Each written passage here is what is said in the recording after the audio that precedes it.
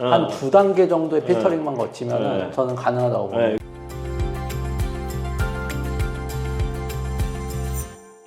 안녕하세요. 유익상 김은찬 변호사입니다. 오늘 좀 자유롭게 이야기해볼 주제는 어쨌든 개인회생 준비하시는 분들이 유튜브 많이 보시잖아요. 공부도 엄청 많이 하시더라고요, 맞아요. 요즘에는. 그래서 이렇게 알아보실 때 궁극적으로는 이제 그런 어떤 영상들을 보시면서 어떤 이제 변호사한테 내 사건을 맡기면은 좋을까 이런 고민들 많이 하시는데 저희가 이제 뭐 변호사로서 이제 실무자로서 개인회생을 이제 진행하는 입장이니까 어떤 사무실이 좋다, 그리고 어떤 변호사면은 좋을 것 같다 좀 추천을 해드리는 좀 이제 가볍게 좀 이야기해보는 시간을 가져볼까 해요. 일단 뭐 물론 모든 법률 분쟁에서 변호사 중요하죠. 근데 이제 개인회생 사건에서 좀 특히 이제 변호사의 어떤 역할이 강조되는 포인트가 있을까요? 결국에는 얼마를 법원에 월 얼마씩 갚을 거냐, 아니면 총 채무 중에 몇 %를 탕감받을 거냐, 이게 핵심이잖아요. 그렇죠. 개인회생 진행하기로 일단 마음 먹었으면, 물론 뭐 개인회생 통과 자체가 불분명하고 어려운 분들은 일단 통과되는 게 목표일 수 있겠죠.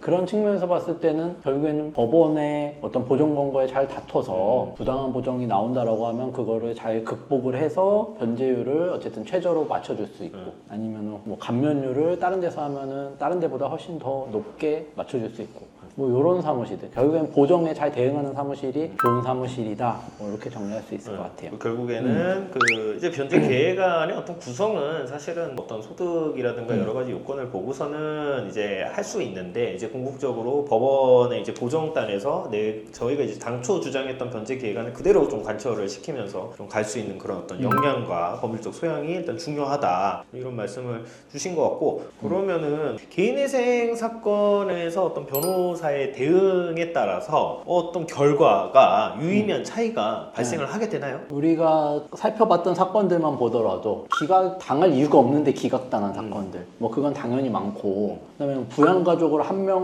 더 인정받느냐 못 받느냐, 아니면 추가 생계비를 얼마 더 인정받느냐 못 받느냐에 따라서 뭐 변제율이 뭐 60%였다가 100%로 뭐 널뛰고 막 이런 사건들이 있잖아요.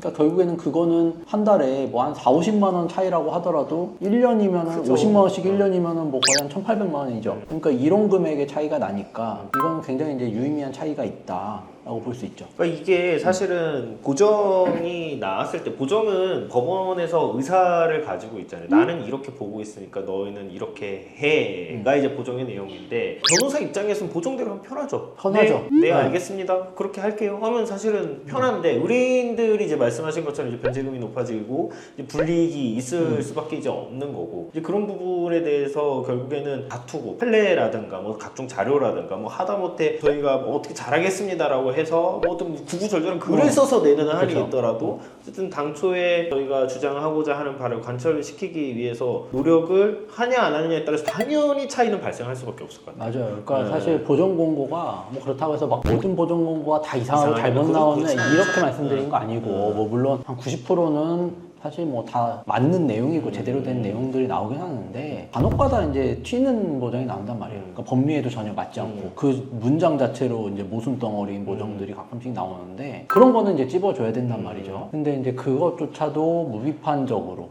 그냥 무지성으로 다 수용하고 넘어가면 이거는 굳이 의뢰인이 변호사한테 사건을 맡길 이유가 없는 거죠, 사실. 혼자 해서 그냥 그대로 다 이행하면 되는 거지. 그렇죠. 네. 그러면은 이게 뭐 사실 저희가 이제 뭐 상담을 해보다 보면 재신청 사건도 상담을 하는 경우도 있고, 뭐 아니면 이제 진행 중인 분들인데 좀 너무 불안하다, 뭐 지금 연락이 안 되고 지금 이제 신청서 넣고 시간도 상당히 지났는데 아무런 통지도 받지 못하고 있습니다, 좀 불안합니다, 이렇게 좀 상담을 하는 그런 경우들도 이제 많잖아요. 네. 이게 좀 뭐 봤을 때 좀 잘못된 잘못했다는 표현이 적절할지 모르겠는데, 좀 이제 사건을 잘 봐주지 않는 그런 어떤 사무실은 뭐 좀 어떤 특징들이 있을까요? 제일 문제가 되는 거는 사실은 이렇게 보면 결국에는 청산가치, 그 다음에 이제 뭐 부인의 대상, 요 보정이 나왔을 때 제 대응을 못하는 경우가 제일 많아요. 그러니까 편파 변제가 있으므로 청산가치 반영하세요. 요거는 정당하지 못함으로 청산가치 반영하세요. 그냥 일방적으로 이렇게 내린단 말이에요. 그리고 아니면 뭐 이 보정 권고도 있어요. 이 변제 계획안은 인정할 수 없으므로 인정할 수 없는 근거는 없어. 하지만 회생위원 마음에 안 들어. 이 변제 계획안은 인정할 수 없으므로 이렇게 고쳐서 내세요. 그러면 사실은 이거는 어떤 합당한 법리적인 근거나 이유가 붙어서 나오는 게 아니잖아요. 그렇죠? 그러면 왜 인정 못하느냐를 또 따져야 되는 문제가 있는 거고, 그 다음에 뭐 청산가치 반영하라라고 했을 때는 그게 뭐 부인의 대상이다라고 했을 때는 정말 부인의 대상인지는 따져봐야 되는 거고, 정말 잘못했으면은 이렇게 뭐 도저히 빠져나갈 여지가 없는 명백한 경우도 있어요. 증거도 없는 경우도 그렇죠, 있고, 아니면 그렇죠. 증거로서 너무 명백한 경우. 이거는 당연히 뭐 다툴 수가 없지. 그건 다툰다면 우기는 거니까. 근데 그게 아니라 애매해. 아니면 이거는 법리적으로 봤을 때는 부인의 대상이 아니고 청산가치 반영할 게 아니야. 근데 반영하라고 나와. 그러면 그거는 이제 일단은 최소한 다퉈주고, 다투면서 회생위원도 이제 자존심이 있으니까 어느 정도 조율을 해나가야 되는데, 일단 알겠습니다 이렇게 해가지고 그냥 법 보존공고 따르면 말도 안 되게 계속 청산가치 막 반영하다 보면 결국에는 한 달에 30만 원 갖고서 생활할게요 이렇게 나와버리니까, 그건 그 시키는 대로 다 반영했더니 결국엔 그 끝은 기각이잖아요. 기각인 거죠. 네. 사건 자체가 기각이 될 케이스도 있지만은 변호사의 어떤 대응이 잘못돼서 기각되는 케이스도 분명히 일단 존재는 하고, 뭐 실제로 저희가 목격을 하기도 하고요. 그런 것 같아요. 근데 이제 제가 봤을 때 뭐 개인회생 사건도 그렇고 뭐 다른 이제 법률 분쟁 사건도 그렇고, 변호사가 애착을 가지고서는 계속 들여다보고 공부하고 계속 뭐 어떻게 할까 고민하고 하면은 어쨌든 좋은 결과가 있는 것 같거든요. 근데 사실 그게 변호사로서는 에너지가 쓰이는 작업이잖아요, 사실은요. 그러면 이런 것 좀 궁금해하실 수도 있을 것 같아요. 이게 어쨌든 보정이 나오고 뭐 대응을 하지 않고 그 개인회생 되는 경우들이 있잖아요. 뭐 불리한 결과가 나올지언정. 네. 대리인 사무실 끼지 않고 나 그냥 혼자 할래라고 하면 그 혼자 진행이 가능할까요? 혼자 진행 가능할 수는 있죠. 다만 이제 정말 뭐 그냥 심플한 사건이어서 자료만 그냥 잘 취합해가지고 정리해서 내기만 하면 어느 누가 보더라도 어느 관점에서 바라보더라도 결과가 달라지지 않는 사건들이 있어요. 그런 경우라면은 이제 혼자도 충분히 가능하지만, 근데 사실은 이게 사실관계라는 게 뭐 돌려막기로 썼냐, 생활비로 썼냐, 과소비로 썼냐, 아니면은 편파 변제를 했을 때 왜 편파 변제가 됐느냐, 이거는 결국엔 어느 관점에 포인트를 줘서 보느냐, 어떤 관점으로 바라보느냐에 따라서 사실은 주관적인 측면이 있잖아요. 그러면 그렇죠. 채무자한테 유리한 요소들을 이제 부각시켜주기 위한 측면에서는 그런 것들 이제 좀 일부는 잘 포장을 하고 좀 긍정적으로 보여질 수 있는 측면들 더 부각하고 이런 것들도 이제 필요한데, 그런 거에 있어서 이제 대응이 조금 미흡할 수는 있겠죠. 이게 사실 이쪽 개인 회생, 뭐 물론 파산도 그렇고 이 업계 자체가 변호사분들 요즘에 사실은 이제 유능하고 뭐 이런 변호사님들 이제 굉장히 많은데, 사실 이제 법무사님들도 뭐 굉장히 이제 많이 일을 하시잖아요. 이걸 진행한다면 어떤 차이가 있고 어디를 좀 뭐 권하고 싶은지 그 의견 있으세요? 저는 솔직히 말씀드려서 변호사냐 법무사냐는 중요하지 않다라고 보고, 저도 그렇습니다. 왜냐하면 변호사 이름만 걸어놓고서 실질적으로 변제계획안을 볼 줄 모르는 사람들도 많아요, 사실. 그죠?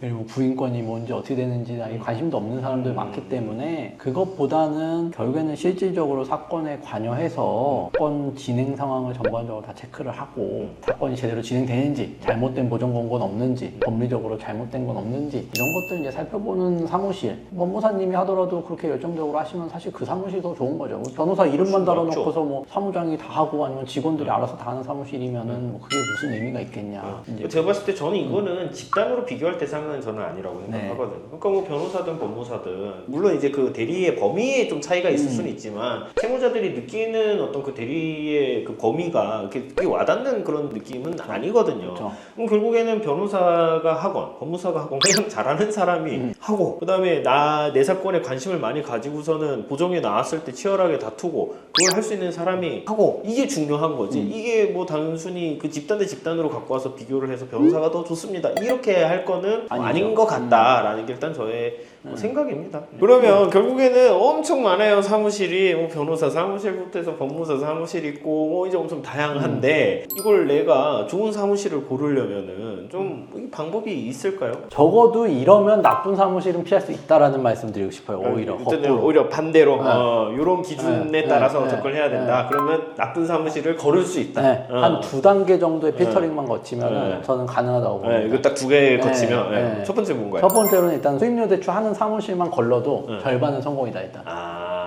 수임료 대출을 이제 제한하지 않는 사무실만 해도 일단 절반 1단계 통과. 성공이다. 왜냐면 우리 수임료 대출을 한다는 것 자체가 기본적으로 세무를 감당할 수 없어서 개인이 생활하는데 수임료를 내려고 대출을 또 받게 시키는 거잖아요. 그렇죠. 그리고 그거는 개인회생 채권으로도 안 들어가고 개인이 생하면서도 그 수임료 대출 갚아야 되고 그 수임료 대출의 이율은 또 막 엄청 높아요. 그러면 결국엔 의뢰인이 개인회생을 끝까지 완주하건 말건 그건 알 바 아니고 일단은 우리는 수임료 받고 챙겼고 진행은 해주는데 그 이후에 뭐 끝까지 완주하고 뭐 아니면 현실적으로 문제가 있는지는 모르겠다. 약간 이런 걸로 볼 수 있거든요. 태도가 안 됐다. 그러니까 그게 이제 볼 수 있을까요? 그렇게 이제 볼 수 있을 것 같고 그리고 두 번째 단계는 한 3군데 정도만 일단은 최소 상담을 3-4군데 받아요. 정도 제가 상담 받아보시라 이렇게 말씀을 드리잖아요. 그러면은 이제 뭐 거기서 이제 저는 상담 다 받아봤으니까 뭐 비용만 알려주세요 뭐 이런 분들도 있는데 사실 그것보다는 그 상담하는 과정에서 상담하는 사람의 어떤 태도나 진행 과정에 대한 설명 그리고 예상되는 문제점이나 쟁점들을 이제 구체적으로 밝혀주고 그러니까 꼭 희망적으로만 얘기하는 사무실들이 있단 말이에요. 아 이거 뭐 무조건 다 돼요. 일단은 걱정하지 말고 가져오세요. 이런 사무실보다는 현실적으로 사실은 뭐 무조건 다 됩니다 할 것 같으면은 재판에서도 일단 뭐 100% 승소입니다인데 사실은 재판에서도 1심 결과 다르고 2심 결과가 다른데 어떻게 그 뭐 100% 무조건 다 됩니다가 있을 수 있어요. 그러니까 결국엔 그 태도에서 사실 이 사건은 기본적으로는 이런 정도로 진행될 것으로 예상되나 보정 과정에서 어떤 쟁점들이 나올 것으로 예상되고 요거를 잘 대응했을 때 베스트 케이스는 이렇게 갈 수 있지만 여기 어떤 회생위원이라든지 재판부라든지 뭐 보정 공고의 대응 여부 그다음에 그 관련 자료가 어느 정도 구비돼서 제출되느냐에 따라서 결과적으로는 안 좋은 결과도 이런 식으로는 갈 수 있습니다. 이렇게 이제 객관적으로 안내를 해주는 사무실이 사실은 훨씬 좋은 사무실이죠. 그리고 그 구체적으로 어떤 부분들이 문제되는지 조목조목 짚어주고 그 문제점들을 어떻게 또 해결해 볼 수 있는지도 짚어주는 사무실. 그거는 최소한 뭐 한 2-3군데 비교 상담 해보시면 뭐 충분히 이제 파악이 가능하실 것 같아요. 사실 상담을 많이 받는 게 굉장히 일단 저는 중요하다라고 생각한 게 다른 측면에서 이제 말씀해주신 이제 장점들이 있고 일단은 상담을 적게 받고 결정을 하게 되면은 미련이 또 남을 수가 있다. 그럴 수도 그러니까 있죠. 이제 사실 여기도 상담받고 저기도 상담받고 공통적으로 당신은 지금 당신 사건에 이런 문제가 있습니다라고 공통적으로 지적을 받고 그리고 사실 이제 비용적으로 여기 비싼 거 같고 저기 뭐 비싼 거 같아서 수임했는데 사실은 여기저기 받아보면 내 사건이 아주 특이하고 뭐 비용이 많이 나가는 사건이구나를 객관적으로 또 좀 인식하는 자기 객관화도 좀 되는 것 같아서 맞아요. 전 그런 측면에서도 좀 상담을 여기저기 받아보는 거가 좀 좋다. 이게 이제 뭐 미련을 없애는 그런 과정에서도 그러니까 사건 이후 단계에서 의미가 크다라고 저는 생각을 해서 상담 많이 받아보시라고 저는 권해드리는 편입니다. 그러면 사실 이제 상담이 중요한데 의뢰인이 어떤 내용이나 자료를 좀 정리해서 오면 사건 파악을 하는데 용이하고 상담 과정도 좀 풍부하게 끌고 갈 수 있을까요? 개인회생 하는데 필수적으로 필요한 정보들이 소득, 그렇죠. 그다음에 채무, 재산 요 3가지잖아요. 기본적으로. 뭐 이제 소득에 관련한 자료들은 일단은 뭐 지난 당년도, 뭐 1년치 이런 소득들을 정리해 주시면 좋고 채무에 관한 부분들도 현재 구체적으로 이제 몇 군데 채권자에 얼마를 부담하고 있고 어떤 식으로 채무가 사용됐는지 뭐 더 나아간다면은 맨날 뭐 영상이나 이런 데 보면은 뭐 최근 1년치 거래 내역 봅니다. 뭐 최근 채무 사용처 봅니다. 뭐 이제 이런 내용들 많잖아요. 그러면 기본적으로 한 1-2년치 정도는 이제 정리를 해 보셔서 100만 원 이상 뭐 사용된 금액들은 주로 뭐 어떤 용도였는지 채무가 왜 늘어나게 됐는지 이런 부분들 이제 좀 정리해 주시면 저는 재산이 아무것도 없어서 뭐 재산 잡힐 거 없어요 이렇게 말씀하시는데 결국엔 진행하는 과정에서 채무 사용 내역이 제대로 안 밝혀지고 소명이 안 돼서 갖고 있지 않음에도 갖고 있는 걸로 간주돼서 재산이 늘어나는 경우들이 있잖아요. 그러니까 청산 가치가 잡힘으로써 변제금이 내가 예상하지 못하게 올라가는 그런 리스크를 이제 조금이나마 초기에 진행 단계부터 이제 감안하고 진행할 수 있으니까 그럴 것 같고 뭐 최근 뭐 5년 이내에 혹여라도 뭐 재산을 갖고 있었는데 처분을 했다거나 명의를 변경했다거나 뭐 그런 사실들이 있으면 그런 것들도 이제 빠짐없이 말씀을 해주시면 아무래도 상당히 이제 자세하고 구체적인 상담을 받으실 수 있을 것 같아요. 사실 뭐 자료 정리까지는 아니더라도 그냥 그 아까 말씀하신 소득이랑 채무랑 재산에 대해서 자료까지는 아니더라도 내용만 좀 분명해도 맞아요. 훨씬 상담이 내용만 가끔 이런 분도 있어요. 전화 드려 뭐 제가 자세히는 모르겠는데 당장 내일부터 못 갚아요. 이거 뭐 어떻게 해야 돼요? 사실 이거는 이제 제대로 뭐 상담을 해드리기는 어려워요. 어렵죠. 그렇죠. 사실 내용만 좀 뚜렷하게 정리가 돼 있어도 뭐 상담이 가능하고요. 뭐 자료야 또 이제 뭐 진행 단계에서도 다시 좀 검토를 한번 해보니까요. 좀 저는 그런 것 같습니다. 그러면 이제 좀뭐 요거 궁금해하실 거예요. 개인회생 수임료는 변호사 수임료 기준으로 해서 뭐 한 얼마 정도가 좀 이제 시중의 어떤 가격과 이런 거에 비춰봤을 때 좀 적절하다라고 보시나요? 근데 뭐 감이 안 와요. 저도 그죠? 솔직히 네. 뭐 워낙 천차만별이고. 그죠. 이것도 저는- 사건마다 또 조금 달라서. 저는 어쨌든 매년 영상으로 저희 사무실 기준이 얼마고 뭐 채권자 얼마일 때 뭐 수임료는 어느 정도 선이고 뭐 이런 영상은 올리잖아요. 뭐 그거 참고해 주시면 좋을 것 같은데 간혹 그러니까 저도 상담을 해보면 왜 이렇게 싸요? 이렇게 하시는 분들도 있고 맞아요. 저기서는 뭐 네. 500 부르던데 여기 왜 이렇게 싸요? 뭐 이런 분들도 있고. 아니, 저는 근데 이제 그런 거 상담해 보면은 지금 뭐 하고 있는데 지금 여기가 불만족스럽고 잘 못하고 있다는 거예요. 들어보니까 잘 뭐 소통도 하는데 잘 못하고 있어요. 뭐 얼마 주셨는지 이제 물어보면은 비용을 엄청 많이 준 거예요. 맞아요.